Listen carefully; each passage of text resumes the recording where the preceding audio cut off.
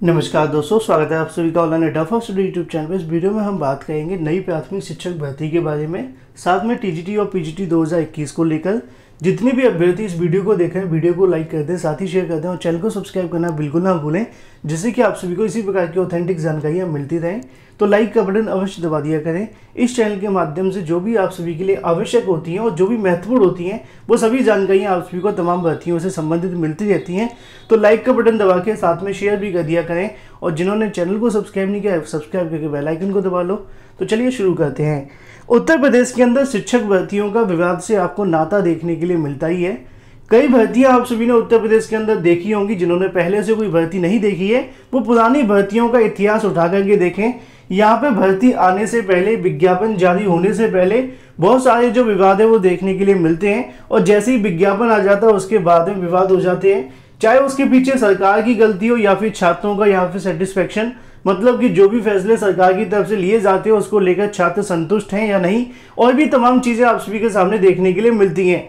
उत्तर प्रदेश के अंदर काफी लंबे समय से नई प्राथमिक शिक्षक भर्ती को लेकर मांग की जा रही है। लगातार छात्र सड़कों पर होते हुए नई प्राथमिक शिक्षक भर्ती के लिए ट्विटर पर, या फिर अगर बात करें मंत्री विधायकों से मुलाकातें भी हुई, डंडे और लाठियां भी खा के देख ली। उसके बाद में जैसे तैसे अब नई प्राथमिक शिक्षक भर्ती के लिए सकारात्मक न्यूज आनी शुरू हो गई है।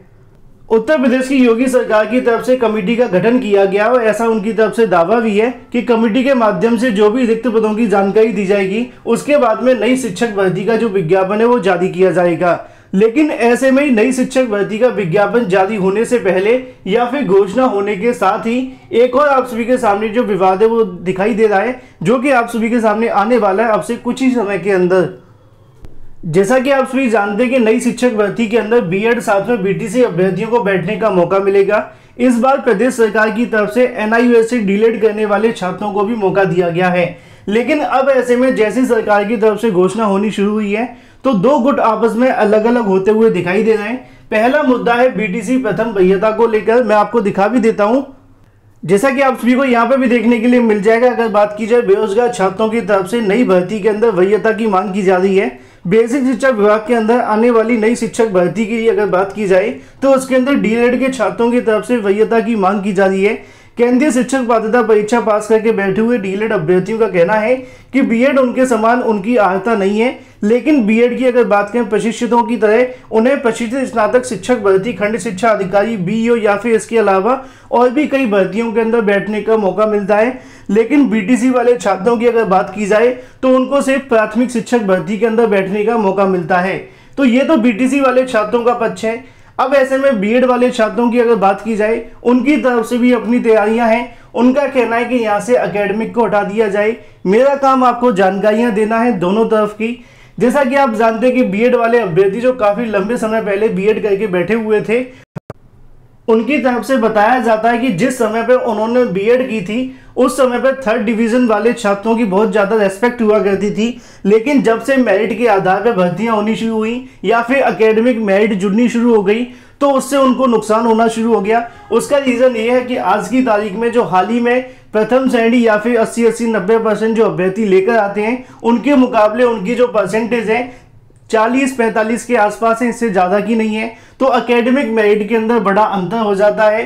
तो ये दो सबसे बड़े विवाद आते हुए दिखाई दे रहे हैं। एक तरफ प्रदेश सरकार की तरफ से नई प्राथमिक शिक्षक भर्ती को लेकर जानकारी दी जा रही है, जैसा कि आप सभी के सामने देखने के लिए मिल ही रहा है कि दिसंबर के अंदर नई शिक्षक भर्ती का जो विज्ञापन है वो जारी किया जाएगा। हालांकि पदों की संख्या के बाद में अभी जो फैसला है वो लिया जाएगा। उसके बाद से बीएड छात्रों का कहना है कि एकेडमिक को हटाया जाए, तो वहीं बीटीसी छात्रों की तरफ से मांग की जा रही है कि उनको वरीयता दी जाए। उनकी तरफ से तर्क दिया जा रहा है कि उनको और किसी भर्ती में बैठने का मौका नहीं मिलता, जैसे कि प्राथमिक और जूनियर के अंदर सिर्फ। तो वहीं बीएड वाले छात्रों का ऐसा कहना है कि उन्होंने काफी लंबे समय पहले बीएड की थी, उस समय एकेडमिक की वजह से वो आज की तारीख में छात्रों के साथ फाइट नहीं कर पाते हैं। हालांकि वो लिखित परीक्षा के अंदर अच्छे नंबर ले आते, लेकिन खराब एकेडमिक हो जाने की वजह से अच्छे नंबर लाने के बावजूद उनको बाहर बैठना पड़ता है।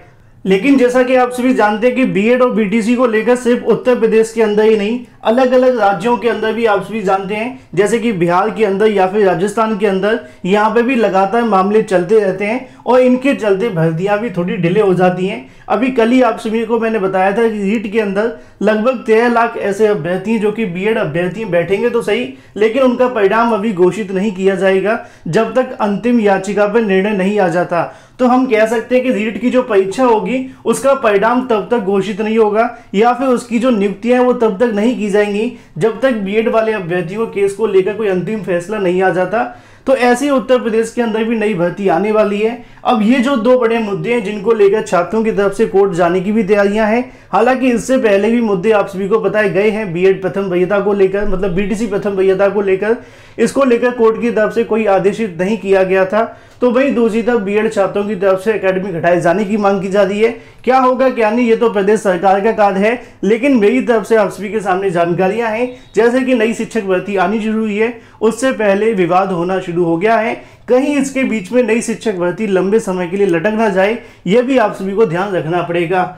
वहीं दूसरी तरफ बात करें अपनी अगली अपडेट के बारे में जो कि संबंधित है टीजीटी पीजीटी 2021 को लेकर। जैसा कि आप जानते हैं कि टीजीटी के अंदर पीजीटी का परिणाम जारी कर दिया गया है। उसके बाद से लगातार बहुत सारे छात्रों के मन में सवाल है कि अच्छे नंबर होने के बावजूद उनका यहाँ पे जो चयन है वो नहीं हुआ। पहले से ही सीटों की संख्या बहुत ज़्यादा कम थी, 5 लाख छात्रों ने इसके लिए आवेदन भी किया था। कट ऑफ के अंदर थोड़ी गिरावट हो सकती थी, लेकिन भर्ती में भ्रष्टाचार को लेकर भी सवाल उठे थे।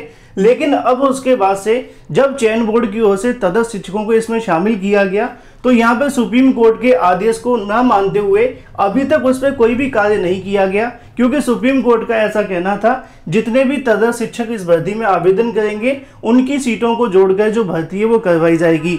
लेकिन अभी तक अगर चयन बोर्ड की माने तो उनकी तरफ से तटस्थ शिक्षकों को लेकर कोई भी संख्या घोषित नहीं हुई है। इसका सबसे बड़ा जो कारण है वो यही है कि अगर तटस्थ शिक्षकों को इस भर्ती में आवेदन करने का मौका मिला, परीक्षा में बैठे, उनको भारांक मिला, तो उनकी भारांक की वजह से कहीं ना कहीं टीजीटी और पीजीटी दोनों के अंदर जो कट ऑफ है वो हाई जाएगी। उसका रीज़न आप सभी जानते हैं कि इनको भारांक मिल जाएगा। एग्जाम्पल के तौर पे किसी छात्र के 80 क्वेश्चन सही होते हैं या फिर मान करके चलें कि 80 क्वेश्चन के साथ में 25 नंबर का भारांक दे दिया जाता है, तो जो छात्र होगा 80 नंबर वाला वो तो पीछे रह जाएगा। उसके बाद में जो तटस्थ शिक्षक होंगे वो आगे निकल जाएंगे। ऐसे में अगर इनकी सीटों को जोड़ लिया जाता तो जो भी तटस्थ शिक्षक चयनित होते वो अपनी सीटों पर होते और जो सीटें खाली रह जाती उन पर छात्रों को मौका मिलता। ना तो अभी तक चयन बोर्ड की ओर से तटस्थ शिक्षकों की सीटों की घोषणा की गई है, ना ही इनकी सीटों को जोड़ने के बारे में अभी तक कोई जानकारी दी जा रही है।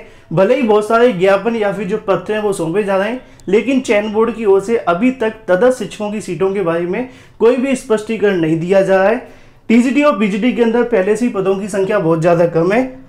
ऐसे में अगर तटस्थ शिक्षकों की सीटों को नहीं जोड़ा जाता है तो इसका जो परिणाम होगा बहुत सारे टीजीटी और पीजीटी के अंदर अभ्यर्थियों को देखने के लिए मिलेगा जिन्होंने बीएड किया हुआ था, उनको बाहर का रास्ता देखना पड़ेगा।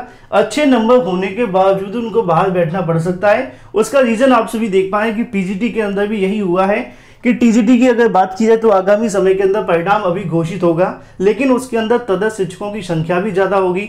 सीटों की संख्या पहले से कम है, 12,000 के समथिंग है।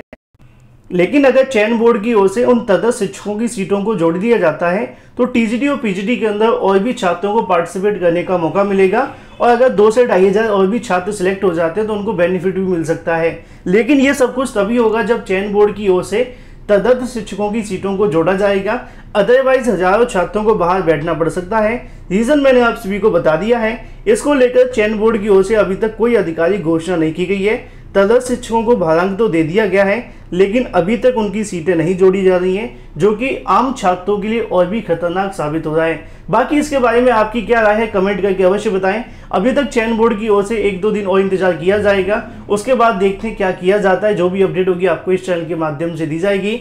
छात्रों की तरफ से धरना प्रदर्शन किए जाने की भी तैयारियां की जा रही हैं चयन बोर्ड के खिलाफ। तो ये हो जाती है दोस्तों तमाम लेटेस्ट अपडेट। वीडियो पसंद आए तो वीडियो को लाइक कर दें, साथ ही शेयर कर दें, चैनल को सब्सक्राइब करना बिल्कुल ना भूलें।